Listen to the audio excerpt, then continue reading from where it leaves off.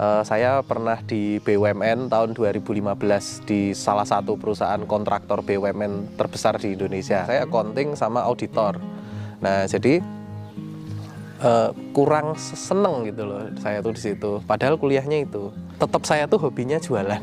Saya mengikuti jejak Nabi saya Rasulullah Shallallahu Alaihi Wasallam. Beliau berdagang, makanya saya mengikuti jejak beliau berdagang. Karena prinsip saya kalau saya berdagang itu nggak ada yang bisa mengusik saya dalam beribadah. Nah, ini lagi proses apa ini, Mbak? Ini pencucian. Pencucian ya. Setelah dicuci, kemudian proses apa, Mbak? Proses pengupasan. Dikupas ya? Iya.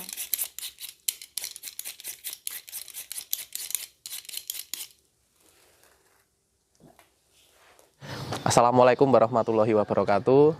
Nama saya Raka. Saya adalah seorang CEO dari usaha rumahan yaitu Kentung.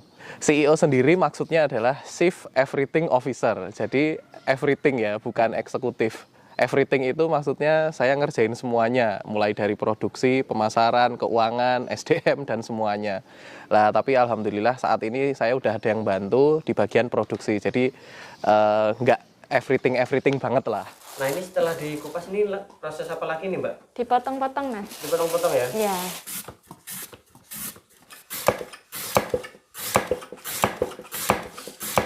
Dapat idenya itu dari ibu saya itu suka bikin soto.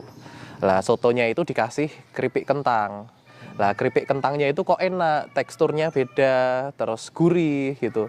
Terus aku nanyalah ke ibu saya, gimana sih cara ngolah keripik kentang itu, terus diajarin lah seperti itu keripik kentang, terus akhirnya saya modif.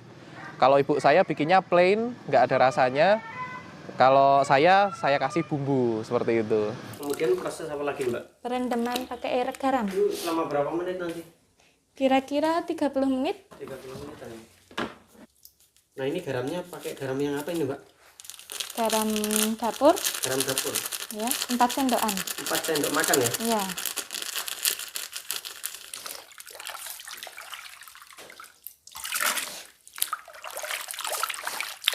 Awalnya saya nggak ada modal sama sekali. Modalnya itu benar-benar cuma modal bahan baku aja. Karena semuanya saya mulai dari apa yang saya punya, seperti itu. Kompor pakai kompor rumah, wajan pakai wajan rumah, peralatan semuanya pakai peralatan rumah. Dan alat-alat yang buat nyampur bumbu, buat ngolah kentang pun saya dapatkan dari usaha-usaha saya sebelumnya yang gagal seperti itu. Ya, modalnya nol banget.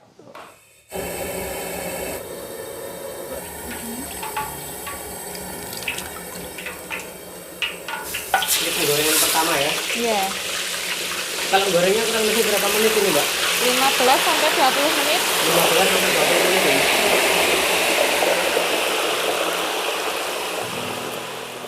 Kentung ini kalau saya hitung, kalau saya nggak lupa ya, ini tuh usaha saya ke-14 sebenarnya.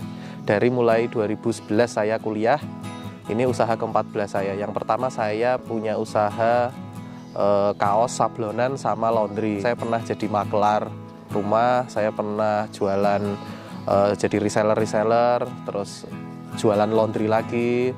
Terus yang belum lama ini saya jualan gorengan di pinggir jalan pakai gerobak.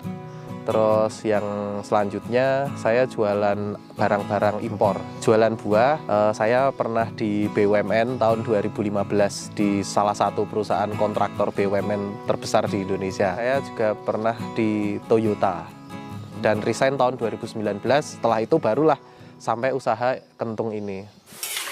Nah, Mbak, kalau tandanya matang gimana ini, Mbak? Kalau udah nggak bergelembung, itu udah matang. Berarti ini hampir selesai, Mbak ya, gorengnya ya? Ini udah selesai, Mbak ya? Iya. Kemudian proses apa lagi nih, Mbak? Penirisan. Ditiriskan ya? Iya. Nah, kalau ini semuanya bumbu-bumbunya, Mbak ya? Iya. Nah, kalau ini bumbu apa ini, Mbak? Itu bumbu original. Bumbu original. Iya. Oke, kemudian yang ini, Mbak? Itu bumbu truffle. Truffle. Iya. Oke, kemudian yang ini? Bumbu salad egg. Salad egg. Kemudian yang ini, Mbak? Itu spicy. Spesi ya? Iya. Pedas berarti ya? Iya. Jadi semuanya pakai bumbu powder, Mbak ya? Iya. Bubuk ya? Ini mau pencampuran bumbu, Mbak ya? Iya. Kalau wadahnya segini nih bisa jadi berapa piece ini, Mbak? Cuma satu. Satu ya? Iya. Ini bumbu original. Original. Iya. Original. Kalau satu piece bumbunya itu berapa sendok, Mbak? Kalau untuk original 4,5 gram.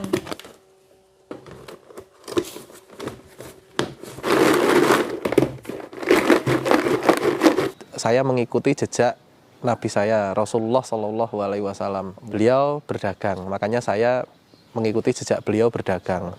Karena prinsip saya kalau saya berdagang itu nggak ada yang bisa mengusik saya dalam beribadah.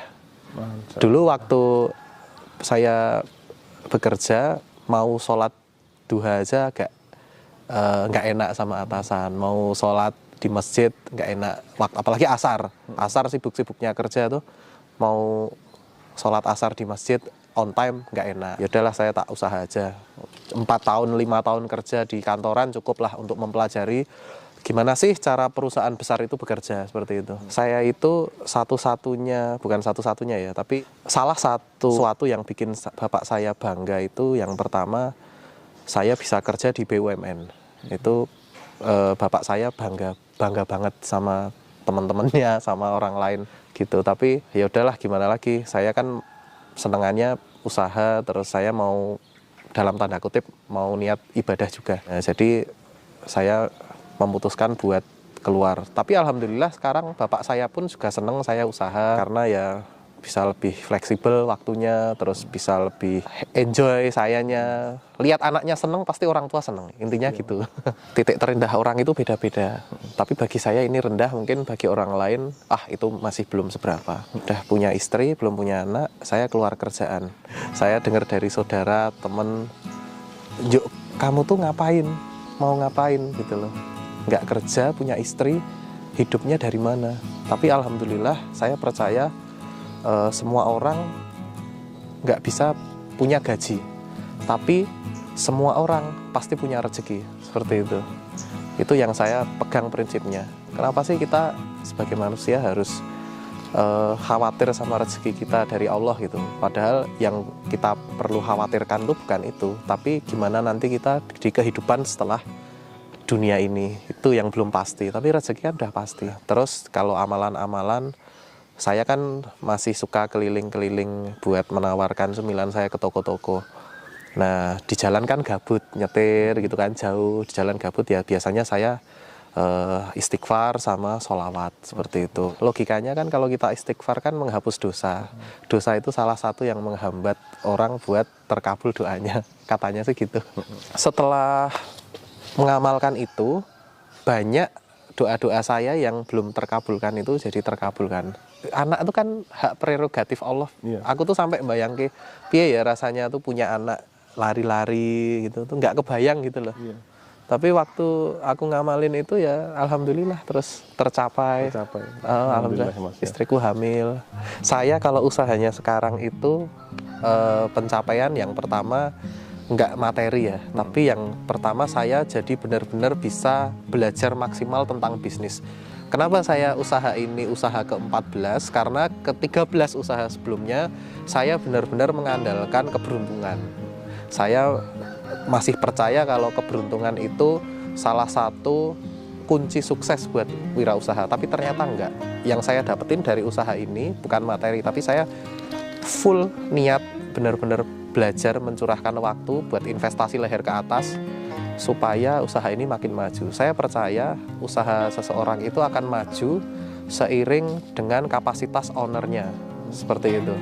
Saya waktu itu kenapa kok modalnya nol? Bukannya karena saya mau biar di seminar itu dikatain wah modal nol gitu, enggak. Tapi saya itu banyak rugi dari usaha-usaha sebelumnya. Waktu itu saya usaha laundry itu saya benar-benar mencurahkan modal saya. Saya modal 50 juta waktu itu. Tahun 2017. 2017 modal 50 juta bulan Februari. Bulan Septembernya saya tutup rugi 30 juta. Seperti itu. Ya mungkin bagi beberapa orang masih kecil, tapi buat saya itu lumayan besar. Nah, itu menjadi titik balik saya bahwa usaha itu nggak harus modal besar. Seperti itu. Cobalah aku modal kecil dulu. Sedekah itu unik sebenarnya, penting tapi unik. Begitu saya sedekah, saya niatkan untuk usaha saya maju, kadang malah nggak maju. Gitu. Seperti itu. Nah, tapi kalau saya di jalan tiba-tiba ada yang minta atau ada yang jualan, ibaratnya nenek-nenek udah jualan, terus saya spontan keluarin uang, saya spontan kasih uang atau kasih apapun itu, biasanya ada keajaiban di hari itu. Gitu. Ternyata saya tuh disuruh Allah kalau sedekah itu harus spontan, karena kalau kamu spontan kamu ikhlas.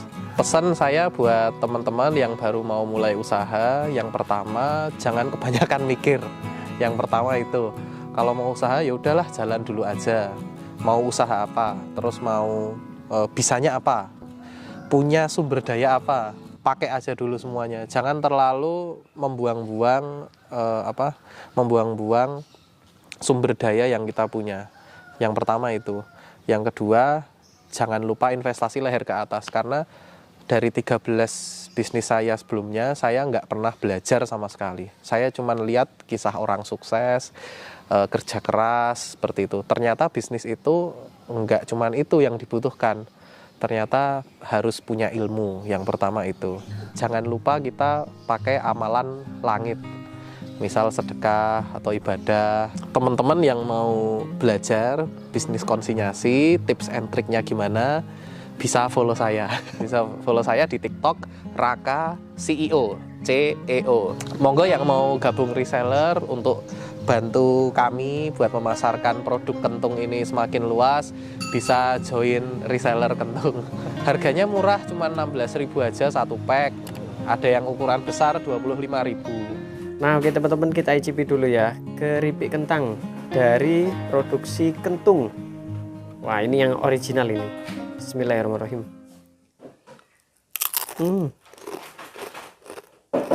Crispy banget. Jadi di sini tuh ada 4 varian ya. Dan rasanya itu enak banget. Gurih.